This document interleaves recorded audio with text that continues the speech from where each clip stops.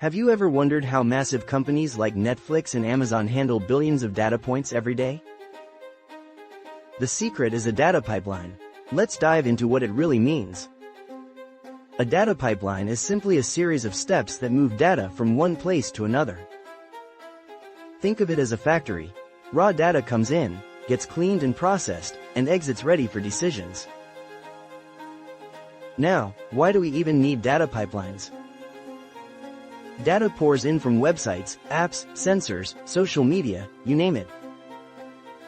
Without a pipeline, teams would waste hours collecting and cleaning data manually. But with a data pipeline, it all happens automatically and in real time.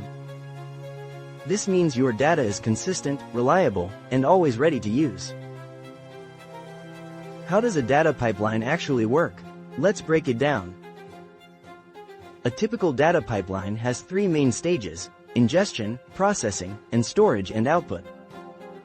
Ingestion is all about collecting raw data from multiple sources. Next is processing, where we clean, filter, and transform that data. Finally, we have storage and output, sending that processed data to its destination.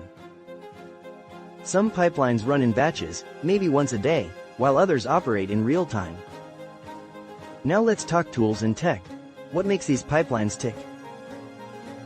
There are many tools like Apache Airflow for orchestration, Kafka for streaming, and Snowflake for storage. Choosing the right tools depends on your data volume, speed, and business goals. Let's take a real-world example to see this in action. Netflix uses data pipelines to track your viewing habits. They track what you watch, when you pause, and even what you rate. All this data flows through a pipeline, processed to recommend your next favorite show. So, whether you're a business or a user, data pipelines make modern life smoother. Now that you know what a data pipeline is, are you ready to embrace the future of data? Stay tuned for more insights on how data shapes our world.